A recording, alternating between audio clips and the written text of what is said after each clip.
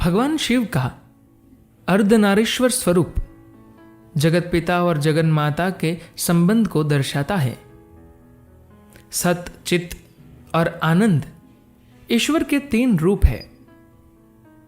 इनमें सत स्वरूप उनका मातृ स्वरूप है, चित्त स्वरूप उनका पितृ स्वरूप है और उनके आनंद स्वरूप के दर्शन अर्धनारीश्वर रूप में ही होते हैं।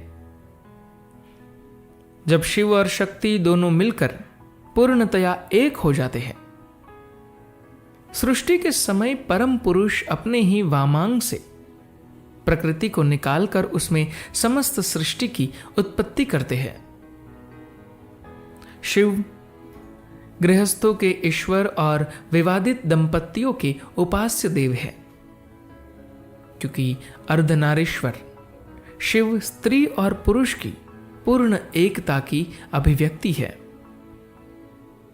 संसार की सारी विषमताओं से घिरे रहने पर भी अपने मन को शांत व स्थिर बनाए रखना ही योग है। भगवान शिव अपने पारिवारिक संबंधों से हमें इसी योग की शिक्षा देते हैं।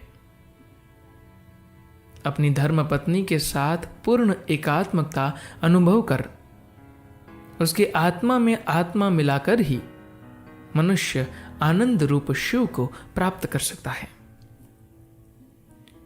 भगवान शिव का अर्धनारीश्वर स्वरूप ब्रह्मा जी की कामनाओं को पूर्ण करने वाला है।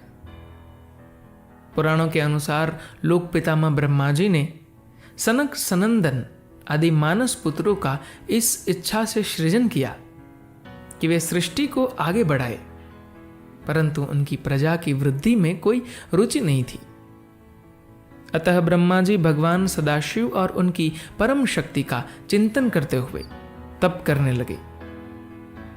इस तप से प्रसन्न होकर भगवान सदाशिव अर्धनारीश्वर रूप में ब्रह्मा जी के पास आए और प्रसन्न होकर अपने वाम भाग से अपनी शक्ति रुद्राणी को प्रकट किया।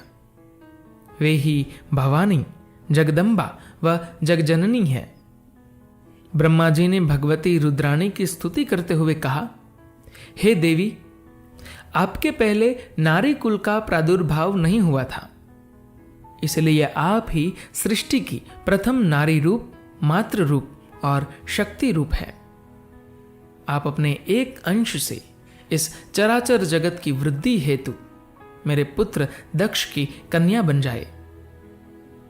ब्रह्मा जी की प्रार्थना पर देवी रुद्राणी ने अपनी बाहों के मध्य भाग से अपने ही समान एक दिव्य नारी शक्ति उत्पन्न की, जो भगवान शिव की आज्ञा से दक्ष प्रजापति की पुत्री सती के नाम से जानी गई। देवी रुद्राणी पुनः महादेव जी के शरीर में प्रविष्ट हो गई। अतः भगवान सदाशिव के अर्धनारीश्वर स्वरूप की उपासना में ही मनुष्य का कल्याण निहित है। धन्यवाद।